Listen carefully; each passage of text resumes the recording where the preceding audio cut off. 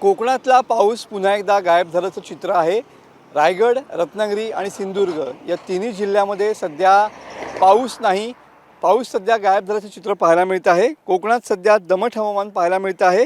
केवळ तुरळक पावसाच्या सरी या ठिकाणी पाहायला मिळत आहेत।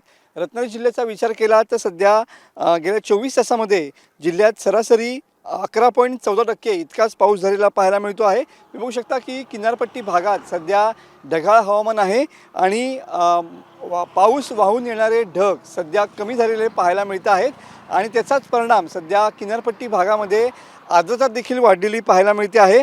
सध्या कोकण किनारपट्टीवरती जवळपास आर्द्रता ही 75% गेलेली आहे आणि त्याचमुळे सध्या ऐन जुलै महिन्यामध्ये या ठिकाणी कोकणवासियांना घामाच्या धारांना सामोरं जावं लागतं आहे। हवेतील आर्द्रता 60%हून अधिक गेली की प्रचंड उकाडा वाढतो आणि तशीच परिस्थिती सध्या कोकण किनाऱ्यावरती पाहायला मिळते आहे। सध्या तरी हवामान विभागाचा जो इशारा आहे त्यानुसार 18 ते 20 जुलै नंतरच या ठिकाणी कोकणात पाऊस बरसेल असा अंदाज जो आहे तो हवामान विभागाने व्यक्त केलेला आहे। तुम्ही बघू शकता की सकाळपासून पूर्णपणे ढगाळ हवामान आहे आणि पाऊस वाहून येणारे जे ढग आहेत त्यांची संख्या किनारपट्टी भागामध्ये या ठिकाणी कमी झालेली पाहायला मिळते आहे आणि त्याचमुळे सध्या हा पाऊस जो आहे तो या ठिकाणी पडत नाही आहे। पावसाचे ढग वाहून येणाऱ्यांचं प्रमाण जे आहे ते येत्या 8 दिवसामध्ये वाढेल आणि त्यानंतरच हा पाऊस पडेल असा अंदाज देखील हवामान विभागाने व्यक्त केलेला पाहायला मिळतोय।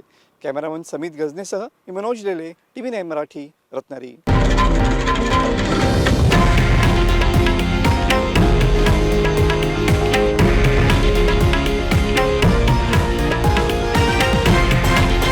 हे आहे देशातील नंबर 1 न्यूज नेटवर्क आणि आपण पाहत आहात TV9 मराठी, एकमेव।